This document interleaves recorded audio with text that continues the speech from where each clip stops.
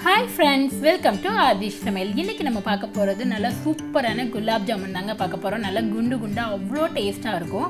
நம்ம எப்பவுமே milk powder வச்சு பால் வச்சு இன்ஸ்டன்ட் குலாப் ஜாமுன் மிக்ஸ் இந்த மாதிரிலாம் செஞ்சிருப்போம்.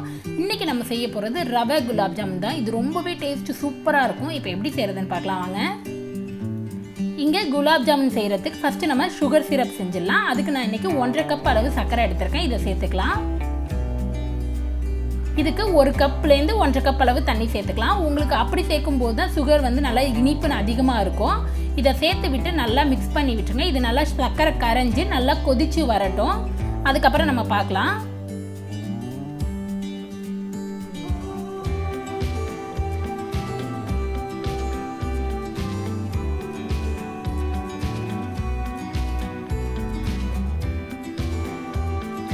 இப்போ இங்கே சர்க்கரை நல்லா கரைஞ்சி கொதிக்குது. இந்த ஸ்டேஜில் 3 ஏலக்காவை தட்டி சேர்த்துக்கலாம். உங்ககிட்ட குங்குமப்பூ இருந்துச்சுன்னா நீங்கள் அதை கூட சேர்த்துக்கலாம்.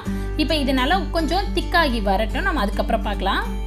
இப்போ பாருங்கள் நல்லா திக்காயிடுச்சு. நம்ம கையில் எடுத்து தொட்டு பார்க்கும்போது கொஞ்சம் வழவழப்பாக லைட்டாக இந்த கம்பி பதத்துக்கு கொஞ்சம் வர்ற மாதிரி இருக்கணும். அந்த மாதிரி இருந்தால் தான் நமக்கு சுகர் சிரப் நல்லாயிருக்கும். அவ்வளோதான். இப்போ நம்மளோட சுகர் சிரப் சூப்பராக ரெடி ஆகிடுச்சு. அடுப்பை ஆஃப் பண்ணிடலாம்.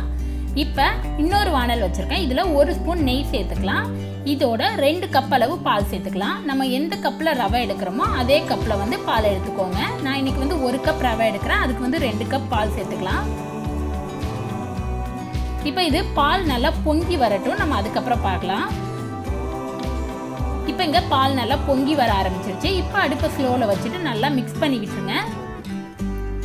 இந்த ஸ்டேஜில் நம்ம எடுத்து வச்ச 1 கப் ரவையை சேர்த்துக்கலாம்.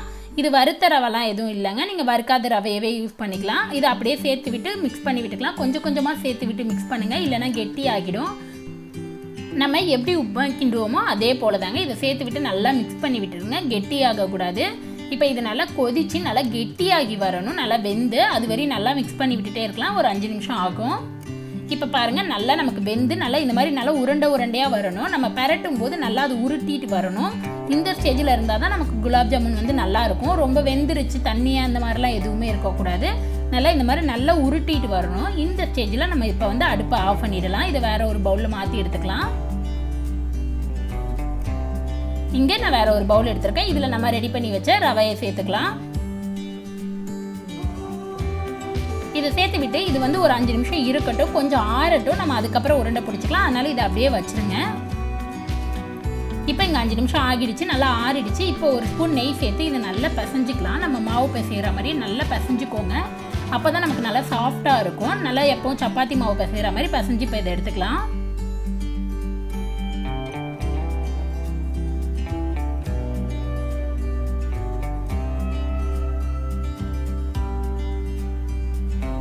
இப்போ பாருங்கள் நம்ம நல்லா பிசைஞ்சாச்சு. இந்த மாதிரி பிசைஞ்சு எடுத்துக்கோங்க. இப்போ வந்து நம்ம உருண்டை பிடிச்சிடலாம். அதுக்கு கையில் ஒரு 1/2 ஸ்பூன் நெய் தடவிக்கோங்க. நெய் இல்லைன்னா எண்ணெய் எது வேணாலும் தடவிக்கோங்க நல்லா. இப்போ கொஞ்சம் கொஞ்சமாக மாவு எடுத்து நல்லா உருண்டையாக பிடிச்சிக்கலாம். உங்களுக்கு எந்த சைஸ்க்கு வேணுமோ, சின்னதாக வேணுமோ பெருசாக வேணுமோ நீங்கள் எப்படி வேணுமோ அந்த மாதிரி பிடிச்சிக்கோங்க. நான் இன்றைக்கி மீடியம் சைஸாக பிடிச்சிருக்கேன். இதை பிடிச்சி நல்லா எந்த கிராக்கும் இருக்கக்கூடாது, விரிசல் எதுவும் இல்லாத பிடிச்சி எடுத்துக்கலாம். இப்போ நம்ம நல்லா உருண்டை பிடிச்சாச்சு. இதே போல் மீதி எல்லா உருண்டையும் நம்ம பிடிச்சி வச்சுக்கலாம்.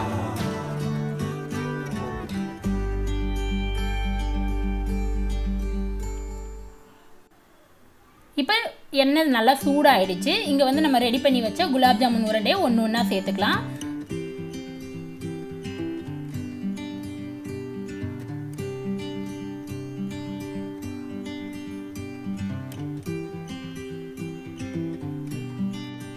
இப்போ எல்லா உருண்டையும் சேர்த்தாச்சு. இது இந்த மாதிரி கரண்டி வச்சு நல்லா மிக்ஸ் பண்ணி விடுங்க. அப்போ தான் நமக்கு வந்து எல்லா சைடும் ஒரே நேரமாக இருக்கும். இல்லைனா ஒரு சைடு செவந்துடும், ஒரு சைடு கலர் கம்மியாக இருக்கும். அதனால் இது நல்லா செவந்ததும் இப்போ வறுத்து எடுத்துக்கலாம். இப்போ பாருங்கள் நமக்கு நல்லா செவந்து வந்துடுச்சு. இப்போ இதை நம்ம எடுத்து பிளேட்டில் வச்சுக்கலாம். நல்லா ஈவனாக இருக்குது, எல்லா சைடும் ஒரே கலராக இருக்குது. இப்போ இதை எடுத்து ஒரு பிளேட்டில் வச்சுக்கலாம். பாருங்கள் பார்க்கவே அவ்வளோ சூப்பராக இருக்குது, நல்லா குண்டு குண்டாக இருக்குது. நம்மளோட குலாப் ஜாமுன் ரெடி ஆகிடுச்சு. இதை சுகர் சிரப்பில் சேர்த்துக்கலாம். இதை சேர்த்து விட்டு நல்லா மிக்ஸ் பண்ணி விட்டுருங்க. உங்களோட சுகர் சிரப் வந்து சூடாக இல்லைன்னா லைட்டாக சூடுபடுத்திக்கோங்க. நமக்கு சூடாக இருக்கணும், கொஞ்சம் சூடு இல்லைன்னா சூடுபடுத்திட்டு இதை நல்லா மிக்ஸ் பண்ணி விட்டுருங்க. இது வந்து நமக்கு ஒரு மூடி போட்டு இதை மூடி நல்லா ஒரு 4 மணி நேரம் ஊற வச்சுக்கலாம். அதுக்கப்புறம் பார்க்கலாம். இப்போ இங்கே 4 மணி நேரம் ஆகிடுச்சு. பாருங்கள் நமக்கு நல்லா ஊறி நல்லா பந்தாக வந்திருக்கு. நமக்கு போட்ட சைஸை விட கொஞ்சம் இன்க்ரீஸ் ஆகி வந்திருக்கும்.